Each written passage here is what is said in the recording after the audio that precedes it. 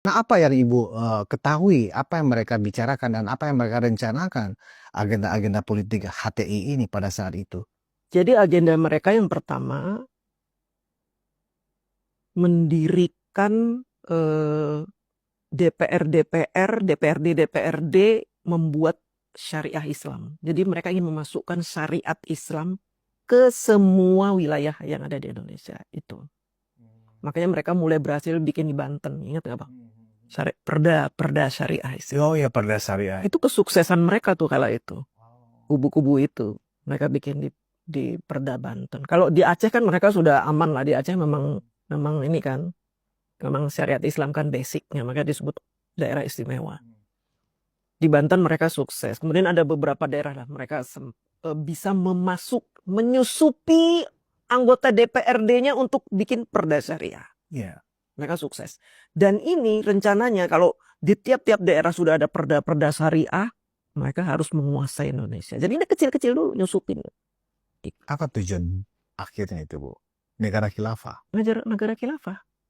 Itu nggak sekedar pepesan kosong, tuh bener Itu serius. benar, Bang, serius. Dan mereka ada yang mendanai dari asing. Ada yang mendanai dari London. Oh, kalau dari London kan kantor pusat HTI kan memang di situ. Hizbut Tahrir kan memang kantor pusatnya di London. Nah itu dia. Dari situ mereka dibiayai. Kenapa HTI disuruh berfokus di Indonesia? Karena di Indonesia itu penduduk Islamnya terbanyak. Makanya dianggapnya lebih mudah untuk membuat negara ini ya seperti negara Islam gitu. Awalnya kan mereka orang-orang asing itu Bang mengira Indonesia itu kan negara Islam awal-awalnya. Bahkan saya pernah ngobrol dengan teman-teman itu, saya juga ada komunitas kan dengan teman-teman mancanegara itu. Oh kamu itu di Indonesia itu negara Islam bukan, negara republik, demokrasi dasarnya, bukan Islam. Tapi kan itu negara umat Islam paling banyak, tapi kita bukan negara Islam. Nah, atas dasar itulah makanya orang-orang asing itu ingin HTI itu bercokol di Indonesia. Dan mereka udah banyak banget, Bang.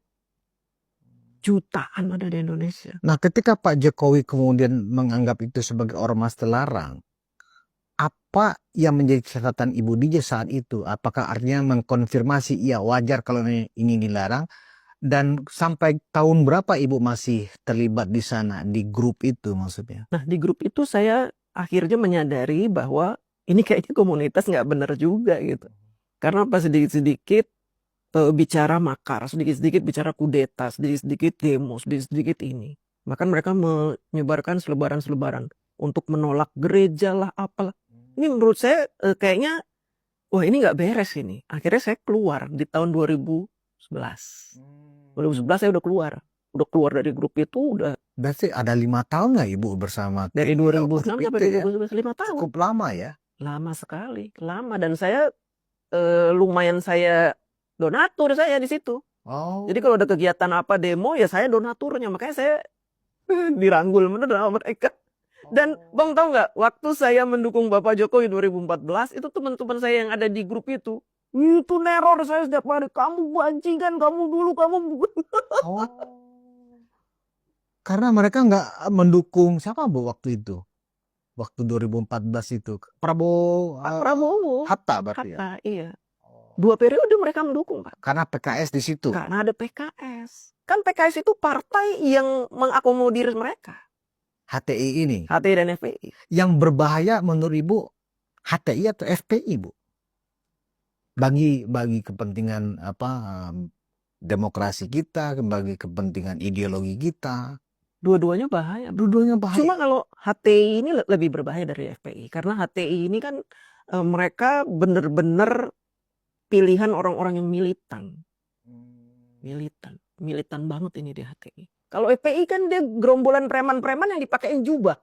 Oh, bedanya di situ. Bedanya di situ. Kalau HTI benar-benar militan, benar-benar muslim yang taat, yang militan, yang dicuci otaknya setiap hari, itu HTI. Kalau FPI ada keinginan juga negara khilafah gak, Bu? Ya sama. Sama juga? Karena orang HTI juga ada di FPI kan. Oh. Kan mereka dulu ada FUI namanya. Iya FUI ya. Ingat. Banyak Bang dulu ormas-ormas Islam itu. Mereka jadi satu. Nah, kalau kita lihat salah satu bahkan sebagian besar ya orang-orang yang terkait dengan ijazah palsu ini, ya kan, bahkan salah satu pengacara mereka itu kan jelas-jelas tuh orang HTI ya, Markusinudin itu. Apakah mereka sekarang ini memang sedang memanfaatkan kendaraan ini lewat Roy Suryo sebenarnya? Iya. Bagaimana Iya. ibu membacanya nih? Jadi Ketika ibu paham bahwa HTI itu sejelek itu memang niatnya, artinya kan niat dia kan memang sudah bisa dianggap itu niat apa yang dari dirinya sendiri itu sudah ada niat makar. Iya. Iya kan? Iya. HTI itu kan begitu. Iya. Ingin merubah konstitusi, Betul. ingin merubah dasar negara Iya. menjadi negara Islam, kan begitu. Bahkan mengharamkan Pancasila. Ada semacam doktrin seperti itu, Ada. Bu ya? Iya. Bendera haram, Pancasila haram, UUD 45 haram. Oh. Mengharamkan semuanya. Jadi kalau kalian masih hidup di negara yang masih berdasarkan Pancasila, benderanya merah putih, kalian murtad, haram kalian. Akhirnya berbondong-bondong orang mendukung EPHT untuk merubah itu semua. Supaya nggak masuk neraka gitu, Bang. Kan mereka doktrinnya nakut-nakutin neraka. Nah, kenapa Bu ya? Orang-orang kayak Pak Farul Rozi, kayak Pak Sunarko, ya para purnawirawan itulah ya, kok sekarang bersimbiose dengan mereka? Apakah hanya karena mereka dulu pernah ada di kubu Anies Baswedan? Jadi punya sakit hati yang sama, punya kepentingan yang sama, ya, termasuk juga bahkan yang intelijen pun menjadi konyol begini kan sikapnya. Masa intelijen memberikan analisa terbuka ke publik, kan itu konyol, kan gitu loh. Iya. Gimana Bu? Jadi begini, para purnawirawan kenapa bergabung dengan EPIHTI? Karena menyangka bahwa EPIHTI itu masih banyak pasukannya. Oh, Mereka menyangka dan mengira ya? mengira. Kan mereka butuh people power. Selama ini kalau mereka ngomong revolusi, people power, people power. Yang punya people power siapa mereka sekarang? FPIHT itu masih banyak. Walaupun sudah dibubarkan itu masih banyak, Bang. Oh iya. Masih banyak akar-akar. Bahkan mereka punya sekolahan, mereka punya universitas. Mereka udah mengakar kemana-mana itu. Makanya mereka berafiliasi dengan mereka. Oh itu. Iya. Itu membuat mereka merasa yakin karena mereka merasa punya masa. Betul. Dan abang tahu kan ada gerakan rakyat sekarang yang lagi ormas gerakan rakyat yang di dalamnya ada Anies Baswedan. Nah itu orang-orang itu. Oh iya kan katanya mau Armin mau lagi mendirikan ormas. Oh ternyata ormas itu. Ormas itu ya orang-orang itu. Berarti ormas itu sebenarnya adalah mantan HTI dan FPI yang ada di situ. Rata-rata. Berarti bisa dikatakan ormas yang akan didirikan Anies Baswedan ini adalah representasi dari ormas terlarang yang sudah dibubarkan Pak Jokowi. Betul. Apakah pemerintah akan mengizinkan seperti itu, Bu? Walaupun mereka di atas kertas ya agar mendapatkan izin ya kan terdaftar dan seterusnya dari pemerintah, dasar negara Pancasila. Padahal itu hanya teks saja, tapi jiwanya Ibu yakin? Yakin saya. Itu kan hanya kulit aja. Oh. Mereka bilang gerakan rakyat lah apa namanya kan. Karena apa? Selama ini kan apa Bu nama ormasnya Bu? Gerakan rakyat kalau nggak salah. Gerakan rakyat. Kan selama ini FPI yang dibubarkan, HTI dibubarkan, mereka pengen bikin lagi ormas baru dengan nama FPI yang tadinya Front Pembela Islam. Pembela Islam jadi Front Persaudaraan Islam, Persatuan Islam, tahu kan ditolak sama Kemkumham karena ketuanya kan masih si Rizik. Akhirnya mereka membuat sebuah ormas yang besar yang di dalamnya mungkin tidak ada Rizik, tidak ada ini, tapi tetap saja dengan visi misi sama seperti mereka-mereka ini. Nah, Ibu melihat ormas gerakan rakyat yang konon katanya akan dipimpin oleh Anies Baswedan ini adalah berarti Anies sadar bahwa dia sedang merepresentasikan bagian dari HTI. Apa bisa dibaca seperti itu? Saya bacanya begitu. Makanya berbahaya Anies Baswedan ini. Menurut saya, Bang. Berarti Anies punya pemahaman di kepalanya sebenarnya di dalam hatinya dia bersepakat dengan agenda-agenda dan tujuan-tujuan dari Hizbut Tahrir Indonesia itu yang sudah terlarang. Misalnya HTI kan akan akan mengharamkan Pancasila. Berarti sejatinya seorang Anies Baswedan bisa dikatakan sepakat dengan ide itu. Menurut Bu Diji. Ketika Anies Baswedan dicalonkan menjadi presiden, dia pun diam saja ketika disebut Imam Mahdi. Abang tahu nggak maksudnya penyebutan Imam Mahdi itu apa? Gimana Bu? Maksudnya gimana? Imam Mahdi, ketika seseorang disebut Imam Mahdi, itu kan artinya ada sebuah baiat. Siapa yang membaiat seseorang menjadi Imam Mahdi? Ya Hizbut Tahrir. Bendera hitam. Itu kalau lihat kisah-kisah Rasulullah, nubuatan Rasulullah, nanti akan muncul bendera-bendera hitam berbaiat menunjuk seseorang Imam Mahdi. Artinya apa? Dari sini saja gambaran ini aja kita udah tahu Anies Baswedan itu ke arah mana. Ya, Bang. Kenapa Anies Baswedan mau mengambil langkah-langkah politik yang sangat berbahaya itu, Bu, untuk keutuhan NKRI? Berarti Anies bisa dianggap orang yang berbahaya secara politik dan ideologi buat Republik ini. Tapi gini, Anies Baswedan ini lumayan cerdik. Ketika orang menganggap dia itu bagian dari EPI dan HTI, dia mulai cerdik. Dia dekati pendeta-pendeta, dekati wihara-wihara, sampai dia pernah dibaptis menggunakan nama Yohanes. Dia cerdik. Ingin menyingkirkan tuduhan orang bahwa saya EPI HTI. Karena saya pun toleran dengan beberapa agama. Dia cerdik. Apa tujuan dia cerdik itu menurut Bu DJ? Sebenarnya Anies Baswedan ingin mengakomodir kekuatan yang ada di FPI dan HTI. Tapi dengan mengubah mindset rakyat Indonesia bahwa dia itu FPI dan HTI. Sehingga dia mengkamuflase itu semua dengan dia mendekati pendeta lah. Itu di gerakan rakyat tuh ada pendeta juga di situ. Oh, untuk mengkamuflase sebenarnya. Artinya orang-orang yang plural yang ada di gerakan rakyat ini seolah-olah ini bukan politik identitas, politik agama. Ini adalah rakyat. Ada segala agama di sini. Iya. Itu hanya strategi, taktik. Pada saatnya nanti kalau mereka menemukan jalan, mereka akan menyingkirkan itu. Menurut Bu DJ, dari ibu kan 5 tahun loh di sana. Mereka akan menyingkirkan itu. Mereka akan melakukan apa saja demi menguasai Indonesia. Udah itu titik. Menguasai Indonesia dengan dasar Islam. Betul. Melakukan apa saja. Mau itu kebohongan, mau itu fitnah, mereka akan melakukan itu. Yang penting bisa menguasai Indonesia. Bagaimana dengan orang-orang yang non-Islam yang diajak sekarang? Ketika itu sudah tercapai misalnya, apa yang akan mereka lakukan? Ya ini perlu dipertanyakan nih pendeta-pendeta yang masuk itu. Apakah dia memahami itu apa enggak? Bisa jadi mereka nggak tahu. Bisa jadi mereka tahu atau bersekutu juga atau cari aman. Karena ada beberapa pendeta yang cari aman. Takut dipersekusi. Dulu kan FPI begitu kecil. Oh, karena takut dipersekusi. Berarti bisa dikatakan siapa yang ngibulin ini sebenarnya kan begitu.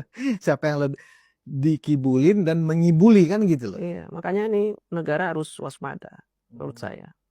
Terhadap gerakan-gerakan kamuflase ini harus waspada. Apalagi di dalamnya ada mantan jenderal, ada GAM. GAM udah mulai muncul ini. Menyebut-nyebutkan saya panglima GAM. Itu ngeri sekali, Bang. Kalau udah kayak begitu, harusnya negara mulai waspada. Karena saya kan pernah di dalamnya, kemudian saya pernah menjadi target untuk dipersekusi oleh mereka. Nama saya masuk ke daftar orang yang dicari HTEPI. Karena ibu kemudian keluar ya. Betul. Saya nomor 11. Maunya mereka sebenarnya ibu tetap bertahan di dalam. Maunya mereka saya berhenti, tidak usah ngomong. Gak usah ngomong apa-apa tentang FPI, HTI, saya harus suruh diam. Makanya nomor 11 saya masuk target mereka. Dan sudah dilakukan. Saya pernah dipersekusi, Bang. Oh iya? 30 orang datang ke kantor. Ke kantor ibu? Mereka mau culik gitu maksudnya? Enggak, mereka alasannya pengen ketemu, mau bicara soal perburuhan. Karena saya paham juga tentang buruh. Iya. Ternyata enggak. Mereka bicara tentang status-status saya di medsos. Ungkapan-ungkapan saya tentang FPI, HTI. Mereka bicara itu. Ibu dong. Ini orang siapa kok tahu ngomong tentang status saya di Facebook, status. Ternyata mempersekusi saya. Emang ibu mau diajak keluar kantor gitu oleh mereka? Mereka datang. Kebetulan orang-orang itu orang kantor saya, Bang. Sebagian besar orang kantor saya. Berarti sudah Orang pabrik. tersusup sejauh itu ya mereka? Di kantor Sudah saya menyusup itu kemana-mana. FPI, HTI banyak sekali. Itu waktu, ingat nggak demo 212 itu? Itu sebagian besar karyawan kita tuh keluar untuk ikut demo, Bang. Dan diizinkan oleh manajer-manajer kita. Manajer-manajer kita pun tersusupi, terdoktrin oleh HTI FPI. Di kantor kita. Bagaimana pada saat itu Bu DJ bisa lolos dari persekusi mereka? Yang notabene juga banyak teman kantornya pada saat Dulu itu. kan saya dilindungi di kantor karena aset negara. Jadi saya langsung calling security. Oh. Calling security dan saya minta CCTV-nya dicek. Ini orang persekusi saya dan orang-orang langsung ditindak. Langsung dikasih SP semuanya. Nah, melihat ternyata pembubaran atau dianggap terlarangnya FPI dan HTI yang sekarang ini seolah-olah mereka mendapatkan angin dengan gerakan-gerakan dari pemakzulan, ya kan, kemudian ijazah palsu, seolah-olah mereka punya wadah gitu ya Bu ya, untuk mengartikulasikan lagi ya paham-paham mereka, punya wadah untuk menteror publik, ya kan, dengan seperti yang Bu DJ bilang, mereka menghalalkan segala cara. Iya. Artinya mereka menyampaikan dusta, ujaran kebencian, hasutan, itu bagi mereka halal kan? Halal. Ini yang terjadi saat ini. Betul. Tujuannya kan sebenarnya bukan untuk untuk mencari kebenaran tentang ijazah palsu, bukan itu. Tujuannya hanya ingin membuat gaduh, membuat kacau, tujuannya itu. Tujuannya bukan untuk yang orang Pak Jokowi ijazahnya tak ketahuan palsu, enggak. Hanya ingin bikin gaduh, bikin ribut. Makanya mereka akan terus-menerus mengeluarkan isu-isu fitnah-fitnah. Mereka berharap kalau negara kita gaduh, kacau, pemerintah terganggu, mereka bisa masuk lebih cepat. Berarti kan memang benar sasaran mereka sebenarnya ingin mengkudeta, ya kan, kudeta merangkap. Mereka sebenarnya dari pemazulan, ya kan, yang seolah-olah orang fokus, mereka tuh hanya fokus ke Wapres, padahal sejatinya mereka ingin melengsarkan Pak Prabowo juga. Negara ini pengen dia bubar kan mereka. Nah, menurut Bu DJ, Prabowo Gibran ini kan menang mayoritas cukup telak ya, 58% itu kan telak gitu loh. Lawannya kan 16% dan 24%. Dan mereka nggak satu DNA lah ya, partai yang kalah ini.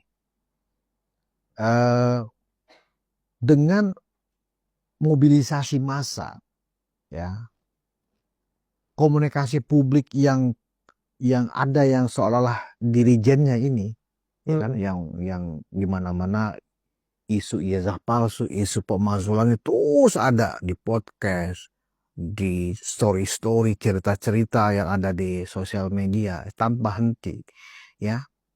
Bagaimana respon yang 58% ini menurut Ibu? Benar-benar ular tidur atau jangan-jangan teman-teman 58%-nya sudah mulai juga terjaga dan kemudian sedang berkonsolidasi juga untuk mencoba membentengi ya orang-orang yang ternyata punya agenda nggak hanya sekedar untuk menjelekkan Pak Jokowi, tapi lebih dari itu. Bagaimana Ibu menilai teman-teman yang 58% ini?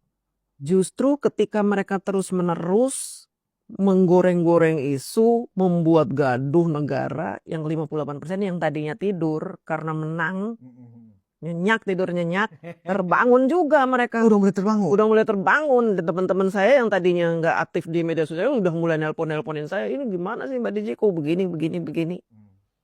Mereka sudah mulai tersadar bahwa negara kita ini memang sedang dibuat kacau. Dan pemerintahan Prabowo Gibran sedang diacak-acak. Ingin dibuat nggak fokus untuk program-programnya Pak Jokowi. Nggak fokus-fokus lagi. Nah, mereka ini ketika membuat sebuah kegaduhan di negara kita, mereka berharap bahwa kegaduhan ini akan menyebabkan negara kita hancur lebur, yang 58% beradu dengan yang 16 dan 24% ini. Mereka akan gaduh, mereka akan berseteru, tidak hanya di medsos tapi juga di dunia nyata. Mereka menginginnya begitu. Sekarang ini kekuatan-kekuatan mereka, Bang, HTFI disuruh diam dulu. Kalian diam di masing-masing base camp. Ada tiap-tiap daerah tuh ada, Bang. Mereka punya base camp, disuruh diam. Nanti kalau sudah mulai ada letusan-letusan dari yang 58% ini, mereka bergerak. Ini serius, Bang. Makanya negara kita ini, terutama intel harus mulai. Jadi mereka ada base camp itu di setiap kota. waktu di Malang, abang sampai mengira nggak sampai DPRD dilemparin api, dibakar, itu siapa mereka itu? Ya itu yang mereka bangunkan di situ. Malang bergerak, Aceh, nyuel-nyuelnya bangun, mereka bikin ribut, ngeri bang. Dan gerakan rakyat, ormas gerakan rakyat ini mungkin akan menjadi kendaraan besar mereka. Sekoci-sekocinya base camp yang ada di tiap kota ini ya. Mereka udah punya banyak sekali pasukan. Berarti menurut Bu DJ, apa dong kerja badan intelijen kita selama ini? Kok tidak bisa cegah tangkal? Tugas intelijen kan begitu. Sebenarnya mereka sudah tahu, cuma kan memang tidak bergerak. Jadi kalau tidak bergerak nggak bisa ditangkap bang. Oh. Tapi sudah dalam pengawasan mereka ini sebenarnya. Ibu yakin ya aparat kita sudah mengawasi mereka, sudah tahu titik-titik pos base camp ini di mana alamatnya, siapa ketuanya, itu sudah tahu, sudah Pak. tahu semua, Sudah intelijen kita. terdeteksi Semuanya. Sudah terdeteksi semuanya. Jadi kalau itu bergerak, ya tim kita mungkin udah ada di situ yang ngawasin. Kan saya ada teman juga bang. Oh, ibu ada teman juga ya. Nah, kira-kira Anies Baswedan ini ya, terakhir ini Bu ya, Anies Baswedan kok mau ya Bu memimpin ormas yang jelas-jelas ya itu representasi dari dua ormas terlarang yang sudah dibubarkan oleh pemerintah. Apa tujuannya sebenarnya? Apakah dia menganggap inilah saatnya dia kembali turun ke politik praktis lagi, karena selama ini kan memang nggak ada kendaraan, nggak ada juga yang memberikan tumpangan di partainya, ya kan? Apakah ini Anies memang berhasrat lagi untuk tarung di 2029? Udah pasti. Udah pasti. Dia sangat berhasrat untuk menjadi pemimpin. Apalagi dia ini orang yang senang sekali kalau diangkat-angkat gitu. Jadi gerakan rakyat ini, ormas ini, memang sengaja dibuat untuk mendukung Anies Baswedan menjadi calon presiden yang akan datang. Anies punya niat menjadi presiden tidak hanya sekarang-sekarang ini bang, dari dulu. Dari dulu. Hanya saja kan dia memang elektabilitasnya dulu itu kan belum kelihatan. Tapi kan nama dia sudah mulai muncul di tahun 2000-an tuh udah mulai muncul nama dia. Tapi kan jelek nama dia. Dulu Anies itu namanya muncul sebagai apa? Sebagai Islam liberal. Itu ada catatannya waktu saya masih gabung dengan HTIP. Itu Anies tuh masuk daftar Islam liberal tuh Anies Baswedan. Terus ada lagi tuh ulama-ulama NU itu masuk Gus Dur. Masuk ke dalam Islam liberal. Catatan saya dulu waktu masih di FPI HTI, orang-orang yang dicatat sebagai Islam liberal yang patut diawasi. Tapi sekarang Anies bisa melebur dengan mereka. Coba. Artinya apa? Memang Anies sebegitu besarnya keinginan dia untuk menjadi presiden di Republik ini. Sementara dia tidak punya partai dan dia tidak mau keluar modal sedikit pun dalam bermain politik di Indonesia. Kalau Pak Jokowi kan masih bermodal, masih ngeluarin modal waktu jadi gubernur. Ratusan miliar, karena Pak Jokowi kan orang kaya. Kalau Anies sama sekali nggak punya modal, bukan nggak punya duit, tapi dia nggak mau keluar duit. Sehingga siapa saja yang mau membantu dia untuk naik, ya dia ikuti tanpa berpikir panjang. Nah, tadi pagi saya melihat videonya Bu DJ, ya semacam satir gitu ya. Seorang tersangka korupsi didatangi oleh orang-orang yang katanya pejuang demokrasi. Ya, mendatangi Tom Lembong gitu, memberikan dukungan ke Tom Lembong. Di situ ada Said Didu, ada Anies Baswedan, ada Refli Harun, ya kan? Dan lagi bermesraan dengan Tom Lembong sebagai teman akrab gitu lah kan, memberikan dukungan dan pembelaan. Apa maknanya buat ibu itu? Nah ini kan lucu ya. Menurut saya ini lucu. Mereka kan selalu teriak-teriak Jokowi koruptor. Ya, mereka belain koruptor. Yang sudah jelas dalam proses sidang. Jelas di sidang dia terbukti dia melancarkan impor, menandatangani dan bekerja sama bukan dengan BUMN tapi bekerja sama dengan swasta. Jelas-jelas itu kejahatan tapi masih dibela oleh mereka. Artinya apa? Ini kan mereka lagi mencari momen karena sekarang pendukung mereka kan sedang mendukung Tom Lembong. Apa salahnya kalau mereka juga dukung Tom Lembong gitu. Sekarang kan lagi diangkat-angkat Tom Lembong gara-gara Mas Gibran nyebut-nyebut Tom Lembong waktu debat. Jadi dianggapnya Tom Lembong itu bagian dari mereka. Jadi harus didukung. Mau dia koruptor kayak bajingan kayak Jadi sekalipun. bagi mereka, even orang itu koruptor, bajingan segala macam, selagi punya kepentingan yang sama harus kita dukung gitu. Iya, Berarti memang Anies Baswedan dalam dirinya menghalalkan segala cara. betul. Itulah seorang Anies Baswedan di mata Ibu Betul. DJ. Dan Ibu nggak meragukan itu ya. Tidak ragu sama sekali. Bukan itu sebuah hoax atau fitnah. Bukan fitnah, dan ini udah jelas-jelas di depan mata kita kok. Seperti itu beliau itu. Memang tidak layak untuk tidak didukung. Artinya sangat berbahaya kalau kemudian politik kita ke depan ini masih mengedepankan politik identitas. Seperti itu, politik agama yang jelas-jelas dari 4 pemilu ya, itu sudah terbukti kan nggak laku gitu loh Bu. Iya kan? Dan alhamdulillah sih sebagian besar masyarakat Indonesia Masih waras. waras lah, ya kan, tidak mau terjebak di dalam politik identitas. Bisa kita bayangkan kalau Indonesia kemudian terjebak dalam politik identitas seperti itu, karena kita sangat plural, Betul. ya kan, sangat majemuk. Kita nggak hanya multi dalam agama dan keyakinan, kita suku, etnis, ya kan, bahasa sangat beragam sekali, dan bisa bayangkan kalau itu kemudian ya berhasil. Artinya apa? Target dari negara asing, negara luar membuat Indonesia ini pecah, ya kan, berantakan, akan berhasil. Betul. Makanya kantor HTI adanya di London. Terakhir ada pesan apa Bu DJ untuk Pak Prabowo dengan situasi ini? Saya doain aja buat Pak Prabowo supaya Pak Prabowo tetap tegak lurus bersama Pak Jokowi, kemudian tetap konsisten dengan program-program yang sudah dijalankan di era Pak Jokowi, kemudian dilanjutkan di saat ini supaya negara kita bisa menuju ke 2045 sebagai negara yang tangguh. Baik, terima kasih Bu DJ Anak Jenderal ya atas diskusinya. Nah, penonton Ruang Konsensus Unpacking Indonesia, yang menarik bagi saya statement dari Bu DJ yang tadi tentang statement atau sikap atau declare-nya Mas Gibran ya pada saat bertemu dengan teman-teman YouTuber ya di kantor Wapres baru-baru ini.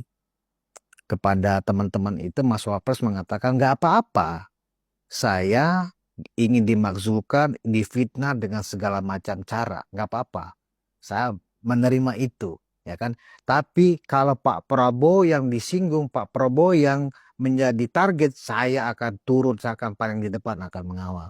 Saya pikir itu luar biasa. Artinya Mas Gibran memang terbukti ya sebagai wakil presiden, ya kan, dia adalah barisan terdepan yang paling awal membela Pak Prabowo. Saya pikir itu yang harus kita catat sebagai seorang komitmen anak muda ya menjaga pemimpin nasional. Demikian kira-kira kesimpulannya. Terima kasih atas perhatian Anda. Kita bertemu di episode selanjutnya. Wassalamualaikum warahmatullahi wabarakatuh. Wassalam.